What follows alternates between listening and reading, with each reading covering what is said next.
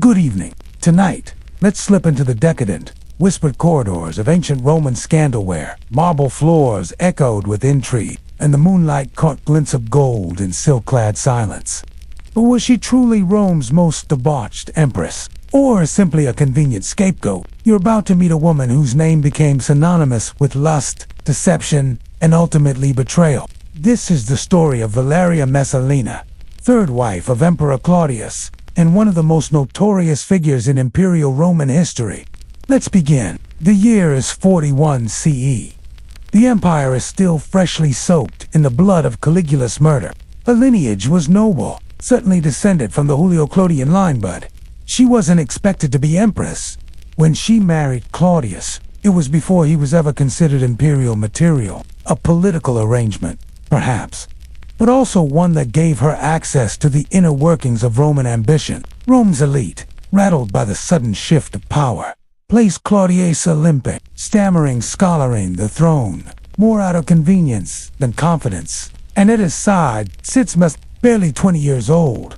Messalina is beautiful, young, and already wielding unimaginable influence. But the path to her status is riddled with odd twists. She wasn't born into power, and once Claudius became emperor, everything changed. In a world where women were expected to keep to the shadows, Messalina became impossible to ignore.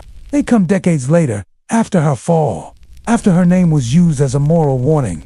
Still, the image stuck. Messalina was also shrewd. She involved herself in court politics. She appointed allies, orchestrated marriages, and perhaps most dangerously interfered in the affairs of succession and imperial appointments. Ancient sources, mainly men like Tacitus and Cassius Dio, paint her as insatiable, manipulative, and dangerously seductive. They tell tales of her secret brothel visits, of lovers lined up and dismissed by daylight, and of night-long competitions in debauchery. And Messalina, now one of the most powerful women in the empire, was a juicy target. Was it lust or something else? But pause a moment. Another tale insists she ran a brothel under an alias, charging patrons and collecting payment in secret. Her power, they whispered, came not from intelligence or diplomacy, but from a relentless appetite for pleasure. Who recorded these stories, and why? In Rome, where politics was war disguised by rhetoric, character assassination was the weapon of choice. Nevertheless, the stories persisted. According to legend, she once entered into a sexual contest with a famed courtesan, claiming the title by bedding more men in a single night. Of course, none of these accounts are contemporary, but power in Rome was never just about bedroom rumors. By all accounts, she wielded influence that made senators nervous and freedmen uneasy, and that's when things began to unravel. But what exactly pushed her from empress to executed criminal? When power is stitched together with whispers and desire, it only takes one wrong thread for everything to come apart. That was The turning point, according to most ancient accounts, wasn't a single affair or even her notorious reputation. It was a wedding that should never have happened. While Emperor Claudius was away from Rome attending to state matters at Messalina allegedly staged a public marriage to a young senator named Gaius Salieserums, most handsome man and, conveniently, one of her many reported lovers. No. According to Tacitus, the wedding was celebrated in full view, with friends and witnesses, rituals and vows. It was either the boldest political coup of the early empire, or an elaborate slander crafted after her death. It wasn't a secret elopement. Why would the empress still marry to the empress everything for some? Perhaps Messalina and Salius plotted to seize the throne outright. Others suggest the entire wedding was a political maneuver to create leverage against Claudius' evidence of his weakness, not hers. Here is the question that has puzzled historians for centuries. Some speculate love, others say ambition. Claudius was aging, feeble, and viewed by many as a placeholder emperor. His freedmen advisors, especially the powerful Narcissus, wasted no time. A centurion found her in the gardens. She tried to take her own life, but failed. The centurion, grim and silent, finished the task. Others followed. Senators, nobles, and even entertainers. who had dared align themselves with the disgraced empress. The palace was purged with surgical precision. They feared what a coup could mean, not just for Claudius, but for the carefully balanced network of favors and power in the palace. Coins melted. Even her own children were discouraged from mentioning her, regardless of motive. Once word of the wedding reached Claudius, the machinery of imperial justice ground into motion. Claudius, often portrayed as weak and easily manipulated, didn't hesitate.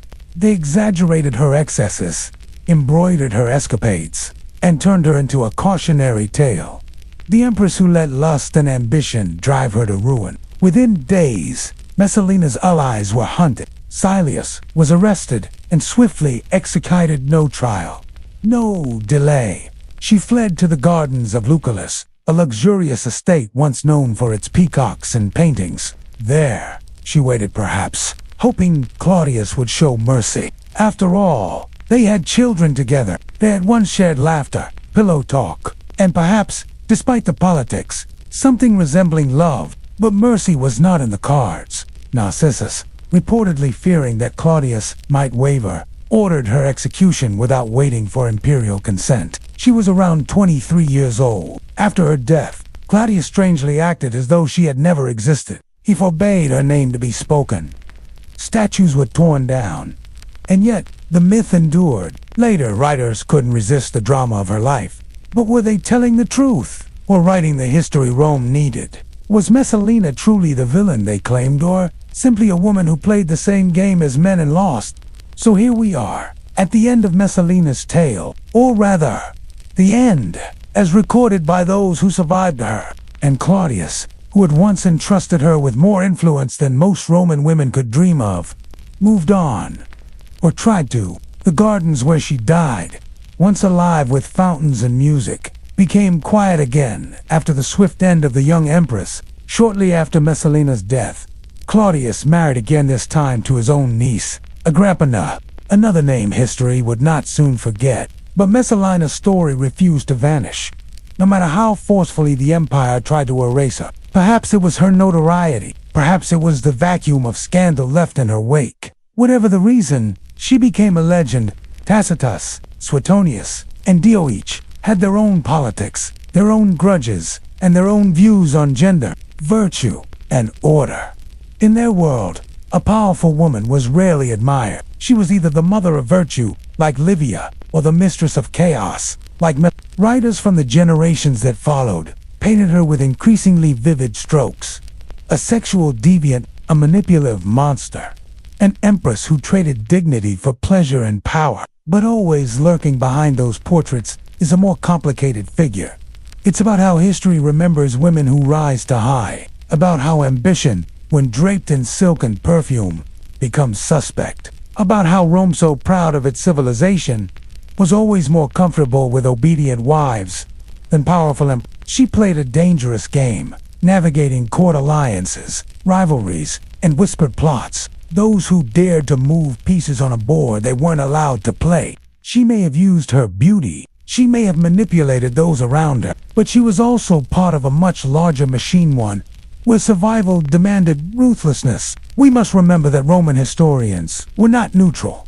But is it really so simple? Messalina lived in a world where women had no legal power, yet wielded enormous influence behind palace walls. That her enemies, particularly Narcissus and later Agrippina, had every reason to blacken her name. After all, if the public could be convinced she was dangerous, her death would seem just necessary. Even male emperors were celebrated for their indulgences, their orgies, their extravagance, and their cruelty. These were badges of power. When Messalina did the same, it became a cautionary tale, not of vice, but of gender. Even her supposed crimes, infidelity, ambition, pleasure-seeking, were not unique to her. Modern historians have re-examined the sources. Some believe her reputation was unfairly exaggerated.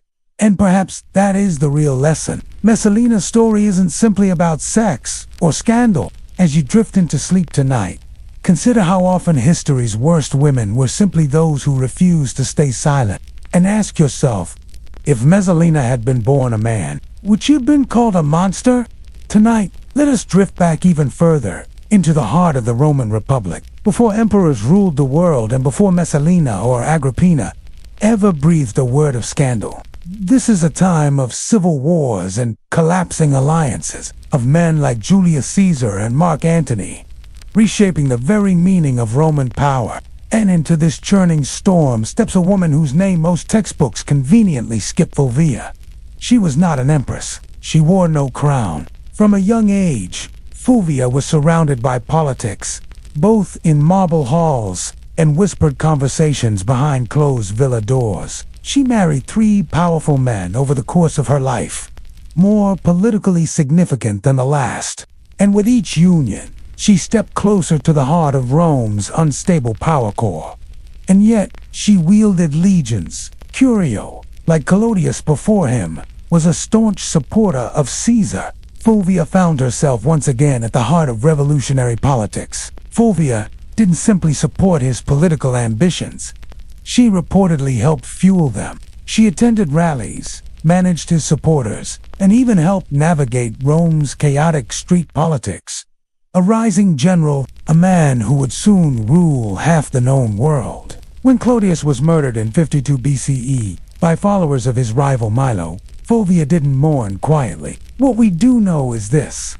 During the Parisine War of 41 to 40 BCE, Fulvia raised troops. She supported her husband's cause, and, according to both ancient sources and modern scholars, she helped lead an army against Octavian himself. Fulvia was born around 83 BCE into a noble and politically connected family, a lineage that had already made its mark on Rome's turbulent history. Unlike many Roman women, Fulvia didn't shrink into the shadows of history. Her first husband, Publius Clodius Pulcher, was a notorious populist, an enemy of the senatorial elite. Instead, she displayed his corpse in the Roman Forum, allowing the people to see his wounds and share her outrage. On the surface, she claimed to be defending Antony's interests in Italy while he was away. But some suspected deeper emotions were at play.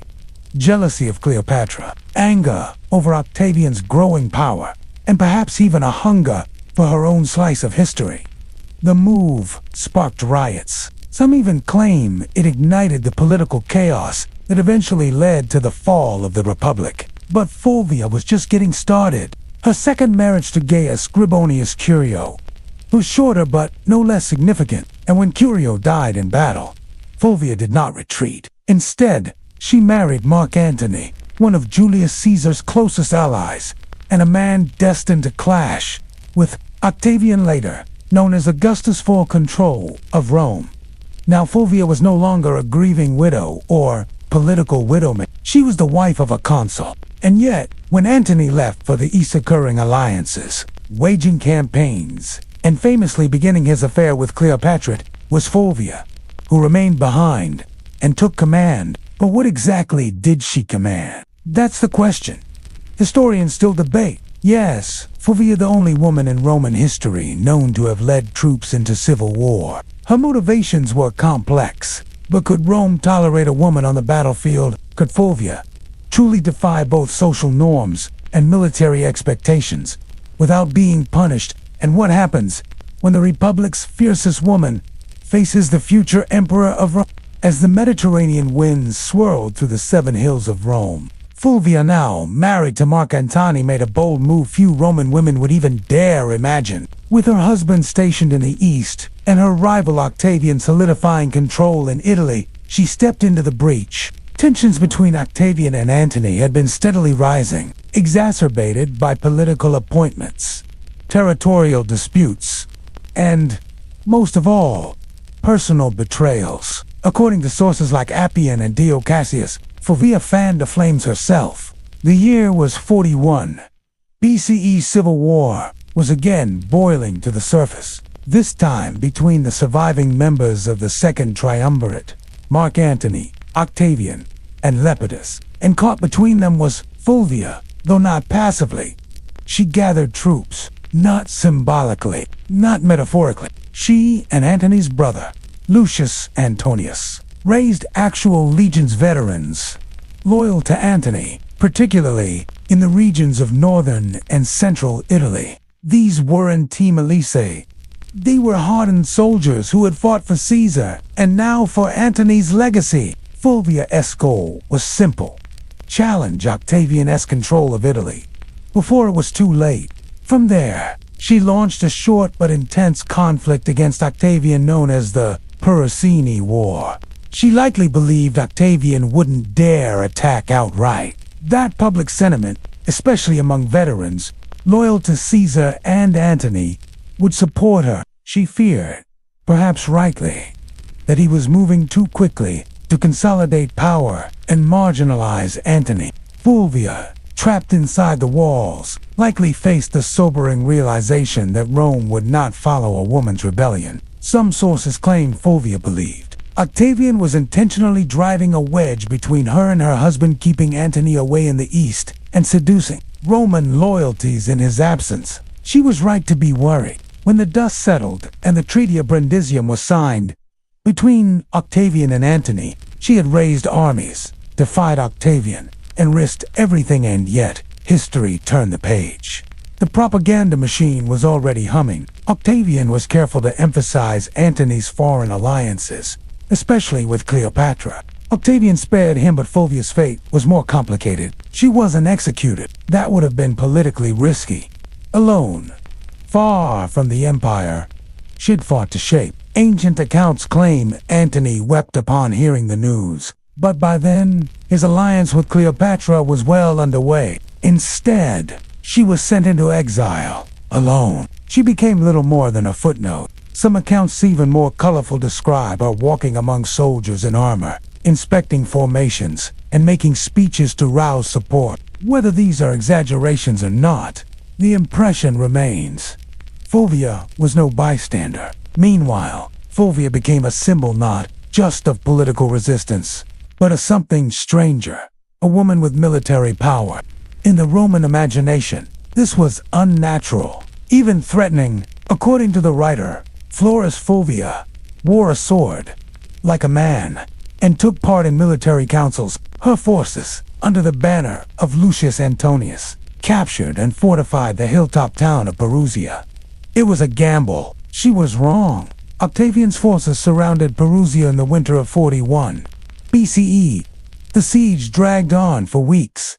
Food supplies dwindled. Morale broke down. In February 40 BCE, Lucius Antonius surrendered. Mark Antony, whether for convenience or political necessity, distanced himself. Within the year, she was dead. She died in exile in Sicyon in Greece. But what kind of woman leads legions, challenges emperors, and defies the rules of her time? And why, even now, does history forget her so?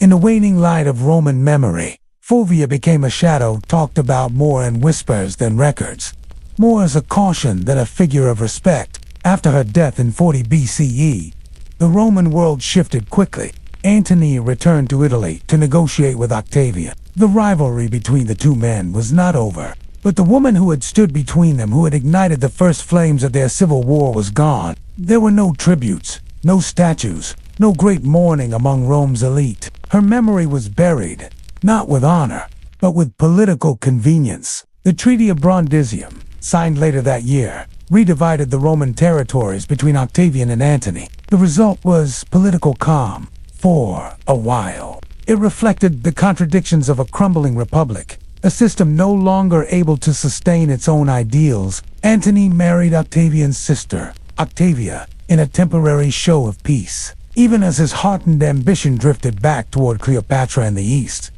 Some say she was jealous of Cleopatra's influence. Others say she acted purely from political instinct. The truth may be both or neither. Fulvia, once central to this power triangle, was conspicuously absent from these records. Rome didn't know what to make of Fulvia. She didn't fit the mold, and so she became a symbol of disorder. And for that, history punished her. But what Fulvia represented could not be solely arrest. Did she lead councils of war, or are these details exaggerated, weaponized, to make her seem unnatural? The act of simply being present on a battlefield, in a senate, among soldiers became transgression enough, but she was remembered as dangerous, politically disruptive, out of place. She was a revolutionary shaped by circumstance, strategy, and deep emotional investment in the outcomes of her time. She had stepped into a realm carefully guarded by men. Roman law, custom, and literature were all aligned in their belief that women had no place in warfare, in the Senate, or on the battlefield. And yet, here was Fulvia raising armies, financing campaigns, and directing military strategy, but as one of the earliest women to leave footprints on the road that so many have followed. A road toward inclusion, toward leadership, toward a voice in the rooms that shape history. Yes, her campaign failed. Perugia fell. She was exiled. But the failure wasn't hers alone, and Fulvia herself was more than just a political tool. We know from Appian and Dio Cassius that Fulvia was fiercely loyal to Antony's vision of Rome. Modern historians often try to sift through the myths. Did Fulvia truly wear armor? But even the exaggerations reveal something important. Tacitus would later write that women must be confined within the walls of the home. A sentiment echoed across Roman thought. Fulvia did the opposite. She burst through those walls. There's something hauntingly familiar in this pattern. Women like Fulvia are remembered not for their intellect or resilience, but for their audacity. Fulvia's name didn't become infamous like Messalina's. She wasn't remembered as lewd or immoral, and so she was erased. But as you rest tonight, imagine her not as a rebel crushed by fate, and ask yourself, if Fulvia had been born in a different century, would she have been a general? Tonight, we turn our gaze toward candlelit corridors, echoing with ambition. Power whispered through silk curtains, and poison sometimes came disguised as perfume. Rome, in its imperial prime, was no place for the faint-hearted, especially if you were a woman trying to survive in a man's world. Calculating, a survivor of one of the most ruthless dynasties in Roman history, cold, and perhaps worst of all, the mother of Nero. But Agrippina the Younger did not merely survive. She mastered the art of staying alive in a deadly court.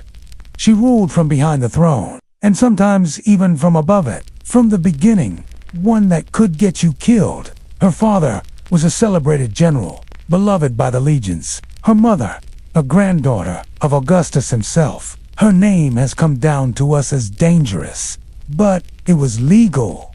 Just barely. The Senate approved it, and Agrippina became empress. But before she was Nero's mother, before she allegedly plotted assassinations or poisoned her own husband, Agrippina was a child. She was granted the title of Augusta, a rare honor. Coins were minted in her image. Statues bore her likeness. She sat beside Claudius at state ceremonies. Her mother fell out of favor with the Emperor Tiberius and was eventually exiled and starved to death. Her brothers were imprisoned or executed. The entire family was dismantled, piece by piece, by the machinery of imperial suspicion. She persuaded Claudius to adopt Nero formally, placing him ahead of Claudius' own Britannicus. In the line of succession, she played the long game. She forged alliances with freedmen advisors, reshaped the imperial court, and tightened her grip on every decision. Tacitus, Suetonius, and Cassius Dio all repeat the rumor, though no one could ever prove it. She understood that Rome would never be safe, especially not for women born into the imperial bloodline. Born in 15 CE, Agrippina was the daughter of Germanicus Rome's Golden Boyand Agrippina, a woman of noble lineage and fiery defiance. But greatness in Rome was rarely a gift. After Germanicus died, some say, by poison, Agrippina's childhood became a long, slow nightmare. Agrippina survived. As a young girl, she watched her relatives disappear one by one, and she learned what power meant, what survival required. And so she waited. Her first marriage, to Gnaeus Domitius Ahenobarbus, produced a son Lucius, later known as Nero. But her husband died when Nero was just a boy, leaving her a widowed mother with little political clout in a treacherous court. Then came the reign of her uncle, Emperor Claudius, man awkward in speech, cautious by nature, and easily influenced by those around him. And here, Agrippina saw an opening. In 49 CE, she married Claudius, her own uncle. It was a scandal, even by Roman standards. Incestuous, politically charged, and controversial. With that title came real power, something few Roman women had ever held. She was not just Claudius' wife. She was his partner in rule, and behind the scenes, she maneuvered skillfully to secure her son's future. But Agrippina's power was not secured by title alone. To some, she appeared regal and composed. To others, dangerous and domineering. And then suddenly Claudius died, poisoned. Many say mushrooms laced with a deadly toxin, possibly administered by Agrippina herself. Still, it was convenient. Too convenient. With Claudius gone, her son, Nero, barely 17, was proclaimed emperor, and Agrippina, now the mother of the most powerful man in the empire, believed she would rule in his name. But could a teenage emperor be controlled? And what happens when a mother tries to shape a monster? The death of Claudius in 54 CE marked the beginning of one of the most complicated and chilling power struggles in Roman imperial history. With the young Nero now sitting on the throne at just 17, many assumed Agrippina would act as regent, the de facto ruler behind the purple robe. And for a time, that's exactly what happened. In those early years, Agrippina's influence was everywhere. This was a woman running the empire. Coins were minted with her face alongside Nero's rare and bold move. Agrippina had spent years weaving her influence into every corner of Roman marriages, appointments, but Nero was no longer a child. She attended Senate meetings, a privilege nearly unheard of for a woman. She even received foreign ambassadors, sitting in on imperial audiences with authority. Roman writers describe her stepping into the imperial forum, draped in gold, and followed by an entourage, her voice as commanding as any general's. She believed that relationship beneath imperial dignity threatened the legitimacy of Nero's rule. She tried to end it, scolding her son and even threatening to support Britannicus, late Claudius' biological son, as a rival heir. This was no ceremonial mother figure, but it was too late. But power has gravity, and the closer you get to it, the more it burns. He removed her guards. He revoked her statues were taken down. Her image was erased from coins. Nero, still young and impressionable, initially relied on his mother's guidance, but as time passed, he began to chafe under her control. The same woman who had poisoned a husband and maneuvered emperors into place. What might she do? If fully scorned, he wanted his own voice, his own legacy, and perhaps his own freedom from the mother who had molded him like clay. But still, she lingered. Still, she believed she could regain control, if not over the empire, then over her son's soul. But Agrippina, ever resilient, survived the accident and swam to shore. Tensions began to show. The first public crack came when Nero fell in love with a former slave named Octa. Agrippina disapproved. It was a dangerous threat. Soon after, Britannicus died, poisoned during a banquet, according to most ancient sources. Tacitus suggests the act was carried out with Nero's approval, possibly even his own hand. Agrippina, who had once seen Nero as an extension of herself, began to realize she had birthed something she could no longer control. She tried to reassert her influence, reminding Nero of all she had done, how she had secured his adoption, cleared his rivals, and arranged his marriage to Octavia. Nero, emboldened by his own court of flatterers and advisors, began to edge her out. And then came something darker. According to Suetonius, Agrippina was moved out of the palace. Her retinue was reduced. Her presence in court was discouraged.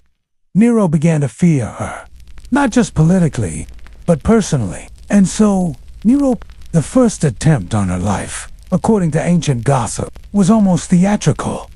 A boat rigged to collapse while she sailed at night.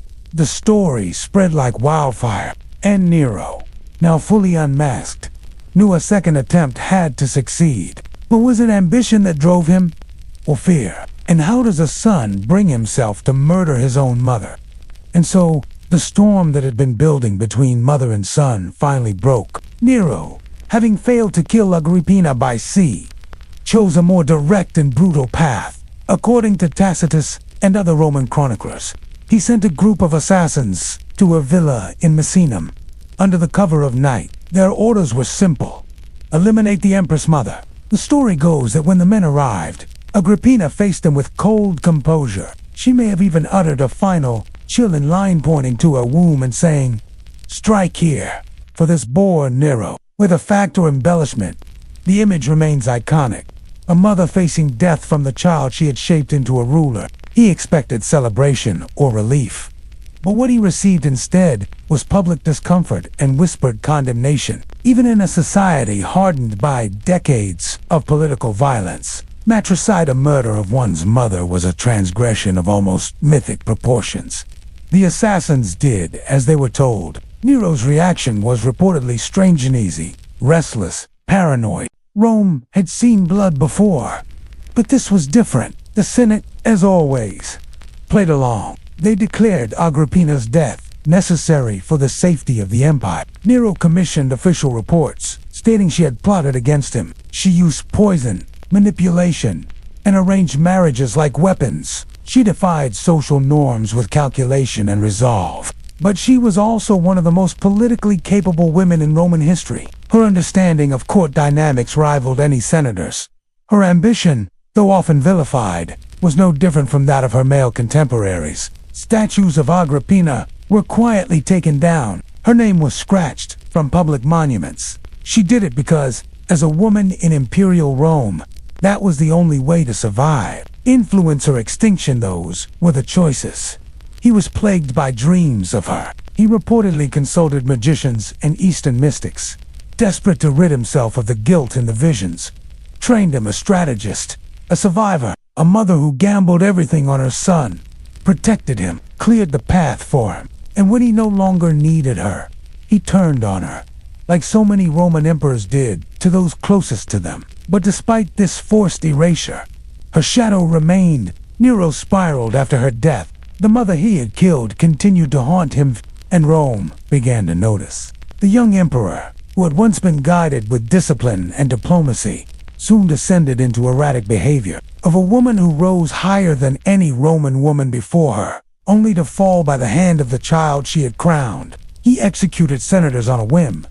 His rule became marked by spectacle, vanity, and cruelty. He wandered the palace dressed as a performer. He sang in public theaters.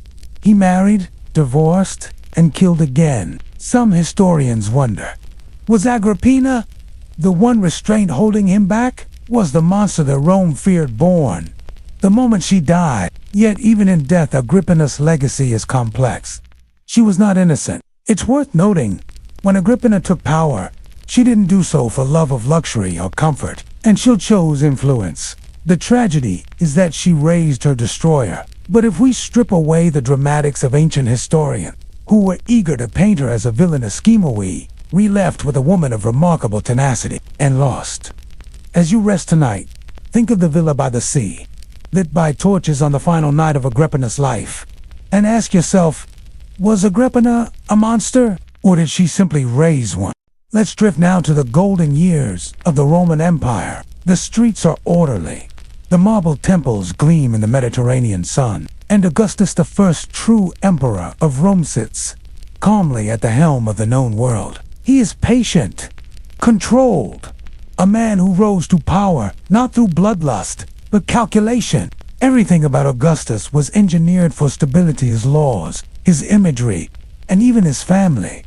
Especially his family, and at the center of that family was his only biological child, Julia the Elder. Tonight, we unravel the paradox of Julia, woman raised in the very heart of Rome's New World Order, taught to represent virtue and obedience, yet remembered by history for scandal, sensuality, and exile. On the very day she was born, Augustus divorced her mother. That gesture, cold, symbolic, set the tone for Julia's entire life. She could read, write, and speak Greek and Latin fluently. When Marcellus died unexpectedly, Augustus wasted no time. Julia was swiftly remarried, this time to Marcus Agrippa, his loyal general and right-hand man. She was witty, charming, and, by most accounts, radiantly intelligent. But her life was not her own.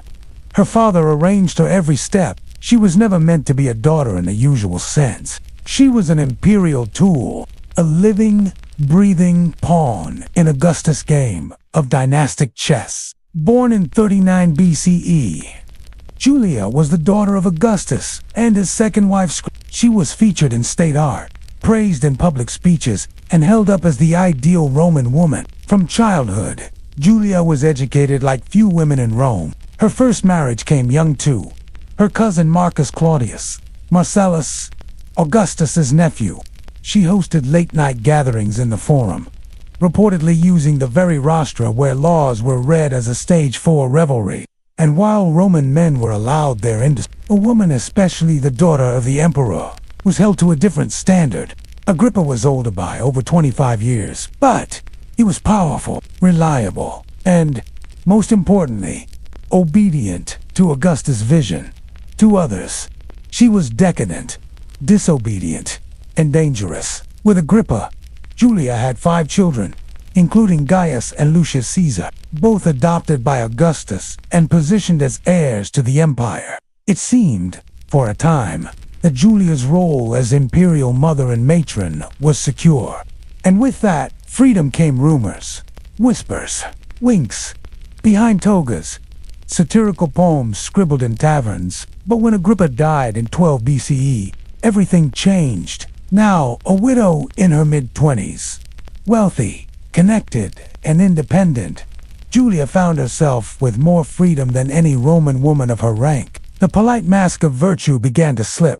Augustus, whose entire regime was built on the image of moral revival family values, public virtue, modestini Julia, to embody his propaganda. But privately, she was something very different.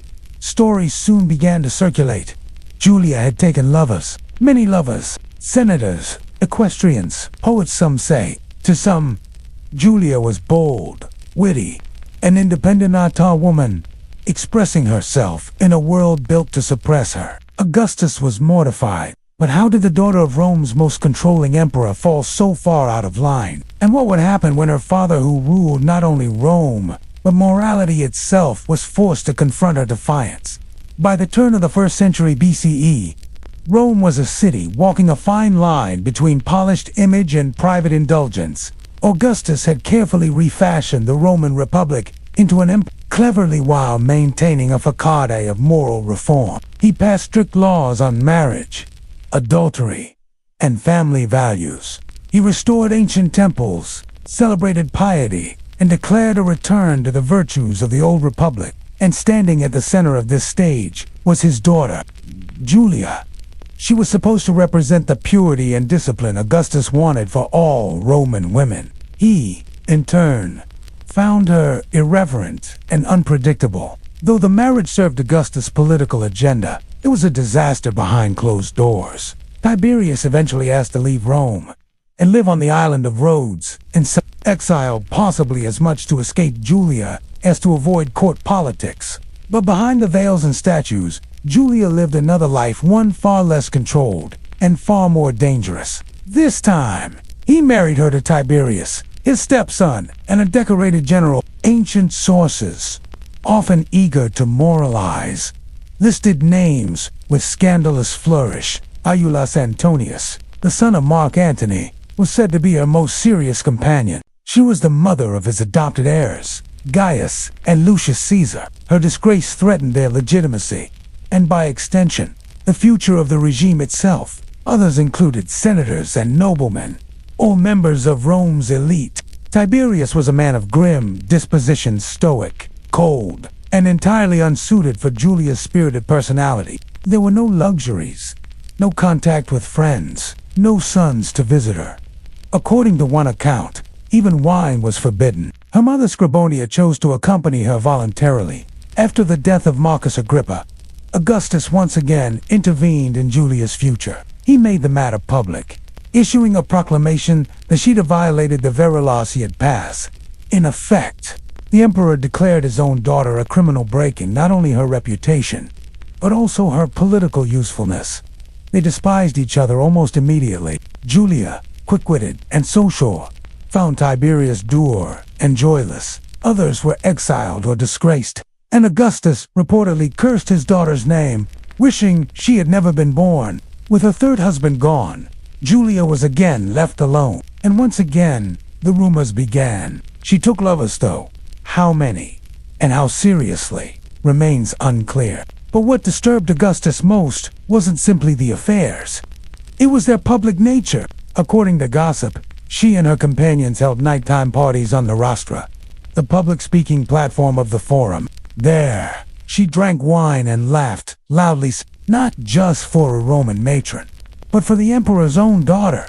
Julia's liaisons weren't hidden in private villas or country estates. Augustus Rome's moral compass, the man who criminalized adultery and fined bachelors for remaining single now, had a scandal unfolding in his own home. And Julia was not just a private citizen. In O to BCE, Augustus acted. He exiled Julia to the island of Pandateria, barren, windswept rock in the Tyrrhenian Sea, used for punishing political enemies. And yet, exile wasn't enough for Augustus. But Julia's punishment wasn't limited to the sea cliffs and isolation. Her lover, Iulus Antonius, was forced to commit suicide. Rome's greatest reformer had exiled his own blood to preserve the illusion of virtue. But was Julia truly dangerous to the state, or simply dangerous to its image? And how do we measure guilt when the law itself is used to punish desire?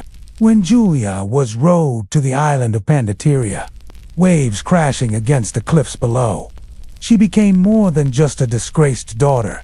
She became a symbol, a warning, a woman sacrificed at the altar of Rome's manufactured morality. The only companionship she had was her mother Scribonia, who shared her fate not out of punishment, but loyalty. Few letters survive, and fewer records, but the silence itself tells us something. Julia had gone from centerpiece of the imperial image to ghost. 5 long years. She remained there, cut off from her children, her lovers, and her city. But even they were not immune to fate. Gaius died of wounds during a military campaign in Armenia. Lucius succumbed to illness in Gaul. With their deaths, Augustus' carefully crafted line of succession collapsed, and Julia's exile became even more tragic. Tiberius harbored no sympathy. He immediately cut off her allowance and forbade any mention of her name in court. Others say she simply faded away in isolation. She was sent to Rhegium, on the tip of Italy's southern coast. It was a step up from the desolation of the island, but still a form of custody. Poems once penned in her honor turned into satirical jokes. Some even romanticized her. A spirited woman trapped in a rigid system designed by men who feared what they could not control. Others pitied her less for what she did, and more for the cost she paid. Stories of her parties were retold by men who feared female agency. Her father, Augustus, fathered children out of wedlock. Before becoming emperor, Tiberius would go on to host orgies on Capri. Caligula would descend into depravity. Nero would commit atrocities. Or simply a woman who refused to hide behind the veil of imposed virtue, not for treason, or conspiracy, or bloodshed, but for being herself, for choosing freedom in a world that demanded obedience, official edicts that condemned her in the name of morality. While the same city embraced far greater debauchery behind closed doors, she remained under strict surveillance, her movements limited, her status unspoken. Her sons, Gaius and Lucius Caesar, remained heirs to the empire. She was no longer just a wayward daughter. She was now the mother of lost hopes. In O for CE, perhaps softened by grief, Augustus allowed Julia to return from Pandateria, though not to Rome. Her father never saw her again. When Augustus died 10 years later in 14 CE, he was succeeded by Tiberius, same stepson who had once been forced to marry Julia and later fled from her entirely. According to the historian Dio Cassius, Julia died of malnutrition. She was about 53 years old. What remains of her now are fragments, and yet despite all this, Julia's memory lingered. Later, historians would question the severity of her punishment. Was she truly promiscuous and reckless? Was she a corrupting force in Rome, or just inconvenient for an emperor obsessed with his image? Even now, Julia forces us to question the double standards of ancient morality. But Julia, she was exiled for laughter and lovers. As you rest tonight, picture her on the edge of the sea, a figure both punished and forgotten, and ask yourself, did Julia betray Rome? Or did Rome betray Julia? Tonight, let us gently drift into the quiet corners of Roman history and to the soft spaces where power moved in silence and influence was shaped with subtle grace. If Julia was known for her bold spirit, and Agrippina for her determined guidance, then Livia Drusilla was something else entirely composed, and quietly steadfast. For more than 50 years, she remained close to the heart of Rome, not through public triumphs or stirring speeches, but with quiet wisdom, thoughtful choices, and a steady presence. She never held a title of leadership. She never gave formal speeches, yet somehow Rome moved in step with her influence. Livia was born in 58 BCE into the distinguished Claudian family, one of the most respected lineages of the Roman Republic. Her early years unfolded during a time of great change. The Republic itself was shifting. Prominent figures like Julius Caesar, Pompey, and Crassus all played roles in shaping its future. She was first married to Tiberius Claudius Nero, a relative from her own noble line. Their connection was said to be immediate. Both Octavian and Livia transitioned out of their earlier relationships and married soon after. Livia, too, was a woman not easily defined by public opinion, as he guided Rome through transformation, reshaped its structure, and led with vision. Livia offered quiet counsel. She was never officially part of the government, but her thoughts mattered deeply. Their union was traditional and meant to strengthen family ties. When sculptures of Roman women were created, her image stood as a symbol of balance, tradition, and grace. Together, they welcomed the son, who would one day become the emperor, Tiberius. At different times, Augustus supported several young relatives, his grandsons, Gaius and Lucius Caesar, and his nephew Marcellus. Each of them showed promise, but none remained in line for long. In 38 BCE, Livia's life took a different path. Gradually, one by one, their paths ended before they could take on leadership. While still in her first marriage, she met Gaius Octavius, later known as Augustus, who was rising quickly in the political world as the chosen heir of Julius Caesar. She dressed simply, managed her household with great care, and represented the best of traditional Roman values: dignity, humility, and intelligence. At the time, it was a bold step, but Octavian was already changing many Roman customs. From the beginning of their marriage, Livia became more than a partner. She became a trusted companion and advisor. Historians like Tacitus, Dio Cassius, and Suetonius offered gentle hints, but no one ever spoke openly. No evidence, no claims, just quiet questions. Behind her quiet presence, though, was a mind that understood the world deeply. Over the next 40 years, Livia remained by Augustus's side through many key moments. When Augustus introduced new values and laws, Livia became the example others looked to. Yet some wondered if more was happening behind the scenes. Augustus had no children by birth. The question of who would lead next was always present. Some faced illness. Others met misfortune while away from Rome. Whispers began to circulate in the Roman world. Was it all chance, or had Livia, in her calm and steady way, helped guide events so that her own son, Tiberius, would eventually step forward? Ancient writers didn't accuse, only suggested. They left quiet notes of curiosity, and when the path cleared, it was indeed Tiberius, her son, from her first marriage, who remained ready to follow in Augustus's footsteps. Was it coincidence, or the result of careful, long-term planning? And how might a devoted Roman woman have shaped the future, not through force, but through steady presence, quiet understanding, and timeless patience? As the decades of Augustus' reign stretched on, Livia remained unshaken, a pillar of grace and order, seemingly above the chaos of politics. But those who watched closely, those who whispered in corners and scribbled in private journals, saw something more. The quiet hand behind imperial fate. The deaths that surrounded the imperial family were too many. Handsome, well-liked, and rising swiftly in Roman politics, dead at just 19. officially an illness, but murmurs in the Senate suggested other possibilities. Marcellus was married to Julia, Augustus' daughter, and was seen by many as a direct rival to Livia's ambitions for her son. Too convenient. First, Marcellus Augustus' nephew, an early favorite. These were not backwater cousins. They were Rome's golden heirs. Their deaths left a vacuum.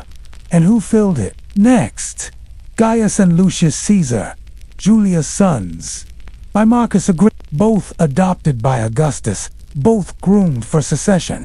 Lucius died first, in Messiah, at the age of 19. Gaius died not long after, from a wound sustained while campaigning in the East. Illness and bad luck, officially, but whispers persisted. She walked with the same deliberate calm, her veil always perfectly draped, her speech never too bold. But within the palace, her word could override a senator's. In 04 CE, he formally adopted Tiberius and made him heir on the condition that Tiberius adopt Germanicus, another rising star, to continue the family line. He spent more and more time on the island of Capri, avoiding Rome, avoiding the Senate, and avoiding, some say, his mother. He rarely consulted her, often ignored her correspondence, and at times refused to act on her political recommendations. Did she manipulate, or was she simply patient enough to outlast them all? Tiberius, Livia's son, cold, reclusive, brilliant, resentful. Augustus, reluctant though he may have been, had few options left. Her name is etched into Rome's memory. And so Tiberius, long sidelined and humiliated, was suddenly next in line. Thanks to Livia. Did she poison? We'll never know for certain. But Roman historian Tacitus, in particular, could not resist the idea of a woman pulling the strings. Servants bribed to tip poisons into fig juice and wine. They hint at conversations in shaded gardens. Goblets were swapped during banquets. There's no evidence, only smoke. But Rome was built on smoke and rumor, and sometimes that was more powerful than fact. Even as Livia aged, her influence never wavered. She was called Augusta in 14 CE, another first for a Roman woman, and through it all, she kept Tiberius Nerevan. When he tried to escape, she protected allies, silenced enemies, dictated marriage alliances, managed court finances. Yes, even Tiberius seemed wary of her. As emperor, he distanced himself from public life. Their relationship, once defined by maternal grooming, had curdled into cold tolerance. Livia, who had orchestrated the rise of the Julio-Claudian line with such care, was now a relic in her own palace, revered publicly, resented privately. When she died in 29 CE, at the age of 86, she was honored with a public funeral. Her image was to be carved into statues, but Tiberius didn't attend the ceremony. He stayed on Capri, silent and withdrawn. The woman who had cleared his path to power through strategy or poison or patience was laid to rest without her son by her side, and that silence said more than any speech.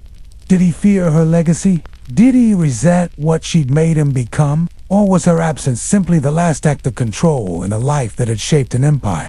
Livia Drusilla, the woman who had walked alongside Augustus for over 50 years, died not in disgrace, nor in scandal, but in supreme, curated dignity. She had outlived nearly every rival, every heir, and every whisper of wrongdoing. Even the most persistent rumors of her plotting seemed to evaporate in the dry, stately air of her public image. But what remained beneath that marble perfection? He stayed on Capri, refusing to return for the Senate-decreed honors.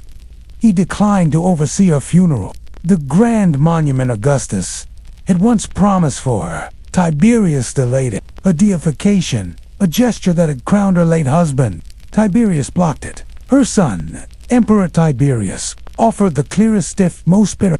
After her death in 29 CE, Tiberius made no effort to conceal his resentment. Roman poets praised her modesty, her frugality, and her wisdom. She walked beside Augustus as a symbol of the new Roman order, an order built not on chaos or cruelty, but on discipline, family, and tradition. For years, the Senate waited for his approval to consecrate her among the gods. It never came. Only decades later, under her grandson, Claudius, would she finally be deified, recognized, at last, as Diva Augusta, a goddess of the imperial family. She never raised a dagger, never wore a general's cloak, but she may have been the most effective political operative the empire ever produced. Her image was chiseled into stone, her counsel remembered as wise, and yet, even without divine honors, her mortal legacy lingered. He executed senators, withdrew from Rome, and left a trail of exile and fear. Her great-grandson, Caligula, became a symbol of madness, and her great-great-grandson, Nero, set fire to the Emperor. Rome had never seen a woman like her. She was the first to truly inhabit the seat of power, not as an empress or monarch, but as a force behind the scenes. Perhaps the control she mastered in her lifetime left her heirs too twisted to manage it, but of stillness of a woman sitting in a shaded atrium, arranging marriages, reading letters, and watching everything, not with cruelty, but with calculation. She was the architect of an imperial dynasty, the mother of emperors, the grandmother of two more, and the silent witness to the collapse of a republic and the rise of an empire. And through it all, she maintained a flawless mask of virtue. She dressed in plain wool, spun her own thread, and kept her hair modestly bound. But that's just the surface. Livia's Rome was also the Rome of subtle elimination, of political pruning, of heirs who never grew old. And unlike other women who rose to power, Messalina endured. What makes her legacy so eerie is how complete it feels. She got everything she wanted. Her son ruled, her descendants carried the imperial name, but her success may have come at a cost we cannot see. Tiberius, her carefully cultivated son, ruled in paranoia. Perhaps Livia's order had come at too high a price. As you lie in the quiet tonight, think not of thunder or war, and ask yourself, is it more dangerous to rule with ambition or with patience? Let the lights dim a little lower tonight. Picture Rome at its most extravagant, silk-robed aristocrats gliding through perfumed halls, the hum of lyres in candlelit gardens, and the constant murmur of plots echoing behind painted screens. And walking among it all, serene as a statue, steps Poppaea, Sabina woman whose beauty was said to halt conversation, whose ambition rewrote the course of imperial history, and whose presence twisted even the most powerful man in Rome. Poppaea's story is one of masks. The devoted wife, the elegant hostess, the silent manipulator. But behind the still face of marble calm, Roman historians saw danger. Her father was a Roman knight, and her mother also, named Poppaea Sabina, was known for both her beauty and her stern virtue. She was first married to Rufius Crispinus, a man of good status, but modest ambition. It was a match of social climbing, not love, and Poppaea, clearly, had higher aspirations. The younger Poppaea inherited the best of both worlds, charm and discipline. This union placed Poppaea exactly where she wanted to be, within the flickering shadows of imperial power. She whispered of betrayal, suggested Octavia was barren, that she was cold, unloving, and a threat to Nero's image. Finally, in one of the empire's cruelest gestures, Octavia was executed, her severed head reportedly delivered to Poppaea as proof of loyalty. Over time, her words took root. Or did she understand Rome better than the men who claimed to rule it? She was known to host elegant salons, charm foreign dignitaries, and manage petitions brought to the emperor. Some say she even guided Nero's policy, urging him toward clemency, religious tolerance, and diplomatic caution. They would later call her everything from a temptress to a tyrant. But what was she? Truly, born around 30 CE in Pompeii, Poppaea Sabina came from a prominent and ambitious family. Her early life remains mostly quiet in the historical record. Her second marriage was far more strategic. Otho, a close friend of Emperor Nero and a rising star at court, she was refined, witty, and endlessly poised everything. Nero's first wife, Octavia, was not. Where Octavia was quiet and dutiful, Poppaea was dazzling and composed. And it wasn't long before Nero noticed her. According to Tacitus, Suetonius, and Cassius Dio, and Poppaea, for her part, knew exactly how to keep Nero's attention.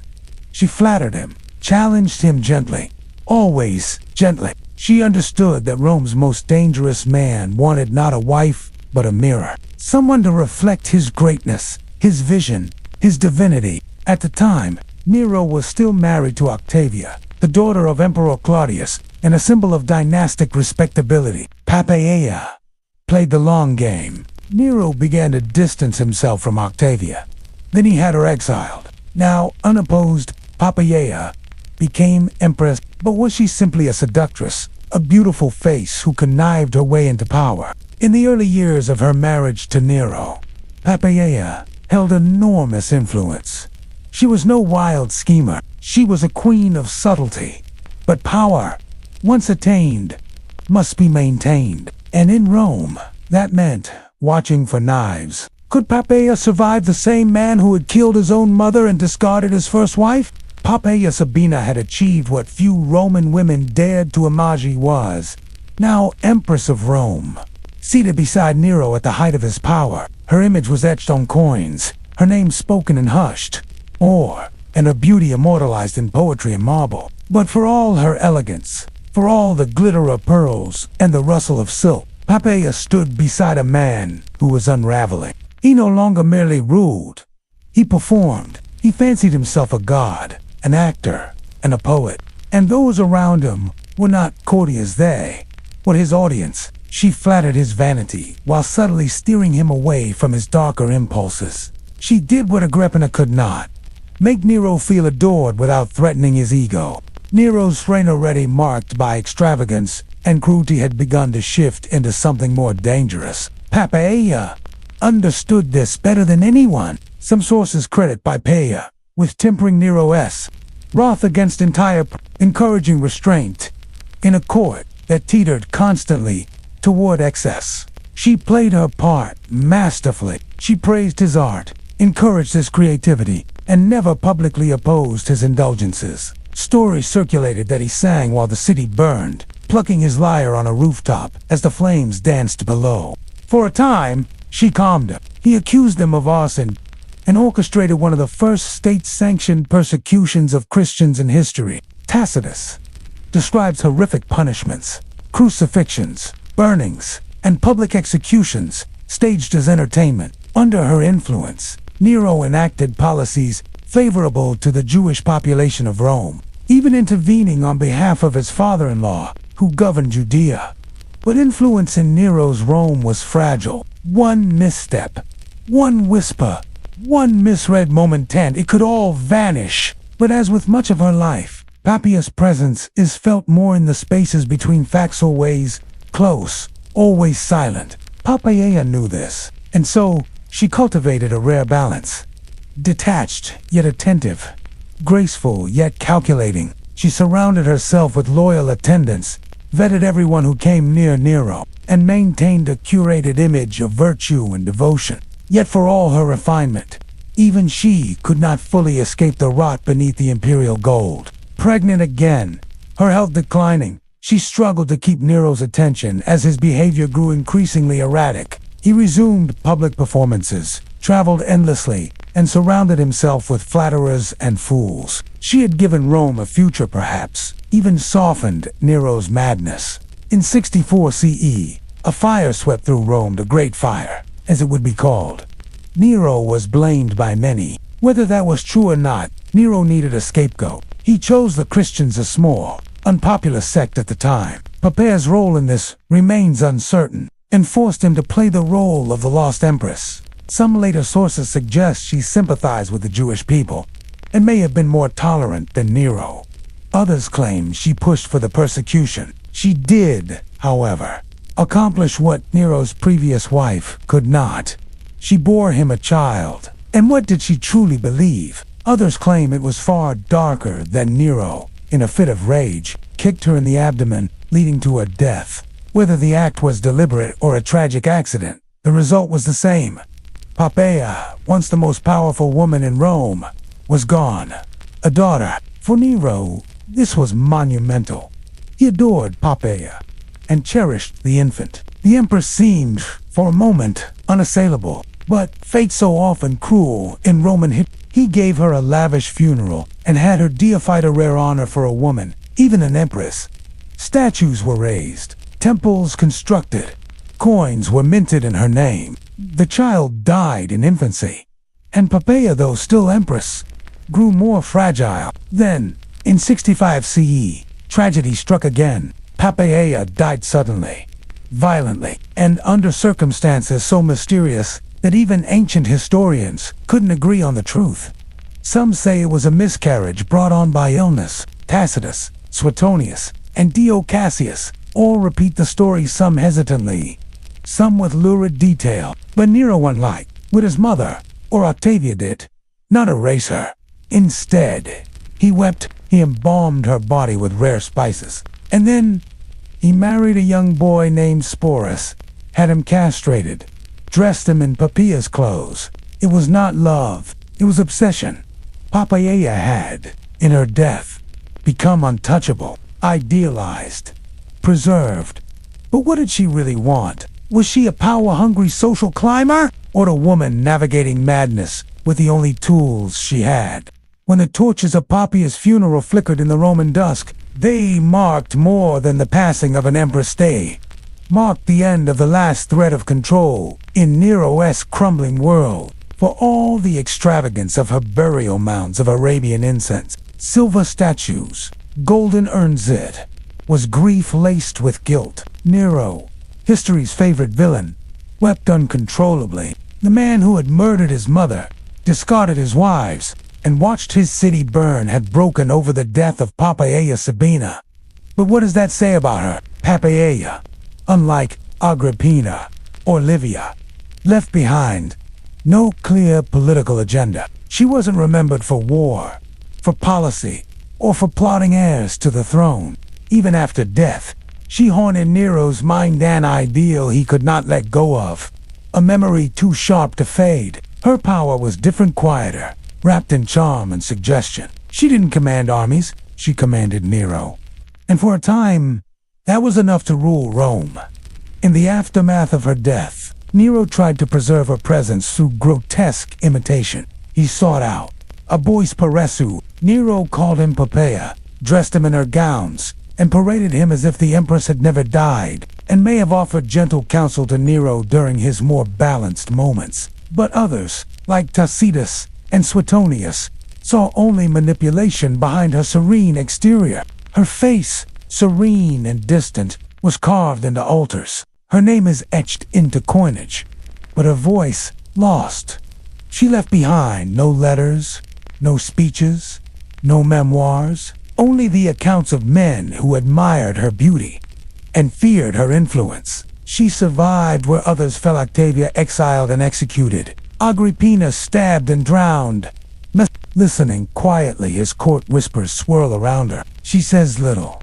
She nods, smiles, and lets others speak. Poppaea lasted. This strange, macabre tribute became one of the most disturbing anecdotes of Nero's reign. But it also speaks volumes about Poppaea's effect. Some later Roman authors tried to rehabilitate her image. Josephus, a Jewish historian writing decades later, suggested Poppaea was kind to the Jewish people, intervened against injustices. To them, she was ambition in silk. And yet what else could she be? In a world where women had no voice in public office, where senators scoffed at the idea of female influence, Poppaea did the only thing she could. She cultivated power in private, until she didn't. Her rise was remarkable. Her fall, sudden. Her legacy, complicated. Rome would remember her through statues and whispered rumors. So as you settle into sleep tonight, imagine her, reclining beneath a canopy of perfumed vines. And yet, decisions are not made without her. Now ask yourself, was Poppaea Sabina truly dangerous, or simply the only one who ever understood how to survive? Nero. Let's drift now toward the twilight of the Flavian dynasty, where marble columns hid secrets, and the scent of paranoia lingered heavier than incense. By this time, Rome had seen it all. Republics collapsing, emperors burning cities, mothers and wives shaping the fate of nations from behind closed doors. But in this final story, we meet a woman whose name rarely leads history books, yet who may have delivered Rome from one of its most feared tyrants. This is the story of Domitia Longina, Empress survivor, and perhaps the betrayer of an emperor. She was born around 50 CE into the prestigious Domitia Hinobarbi, an old senatorial family with deep republican roots.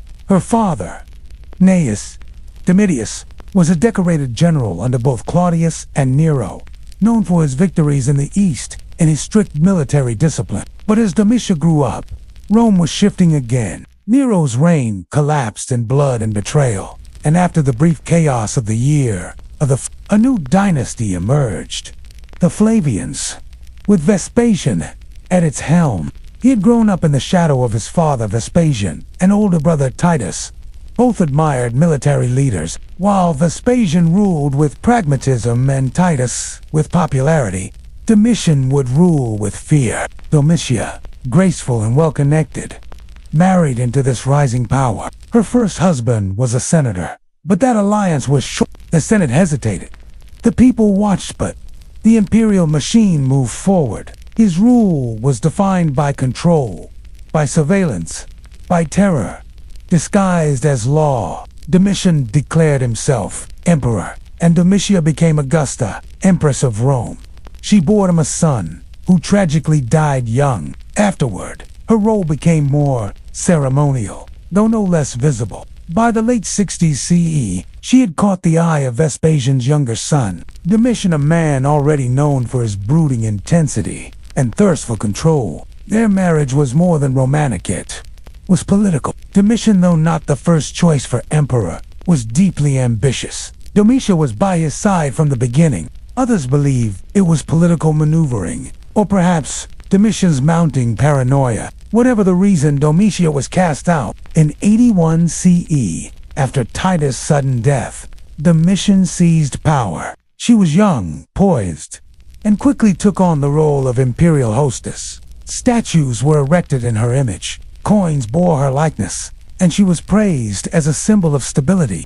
But behind the golden facade, something darker brewed. Domitian was not like other emperors. He demanded to be addressed not as princeps, like Augustus, but as Dominus, et Lord, and God. She no longer played a role in policy, but she watched closely, and the Senate, cowed for years, began to whisper of removal. She stood beside Domitian at public ceremonies, received foreign guests, and held the posture of loyalty. He rebuilt Rome with grandeur, yes, but also filled the city with spies. Senators vanished.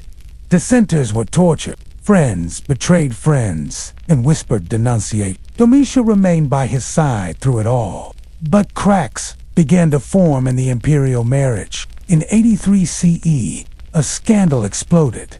Domitian divorced Domitian. Why? Ancient sources differ. Some say she was accused of adultery, perhaps with the actor Para, whom Domitian had executed. But not for long. Just a year later, she was recalled to the palace and reinstated as empress. Perhaps Domitian missed her. Perhaps political necessity demanded the image of a stable imperial household. Or perhaps Domitia had secrets too valuable to lose. From that point forward, she was quieter, more reserved. But beneath her calm, the emperor grew more unstable. Domitian's purges escalated. His paranoia deepened. He surrounded himself with astrologers and informants. Could Domitia have joined those whispers? And if so, what would drive an empress to help destroy her emperor? By the middle of Domitian's reign, the palace walls felt more like prison gates. Servants were interrogated for casual remarks. Senators were executed on flimsy suspicions. Friends, family, and advisors, no one was beyond suspicion. And always by his side, silent and untouchable, stood Domitia. The empress's presence at court became more symbolic than influential. She was rarely mentioned in imperial and yet her image persisted on coins and in statuary, suggesting her role remained essential to the emperor's carefully crafted image. But behind the statuesque calm, the regime was beginning to crack. Domitian's obsession with control drove him to a state of near isolation. He rarely left the palace.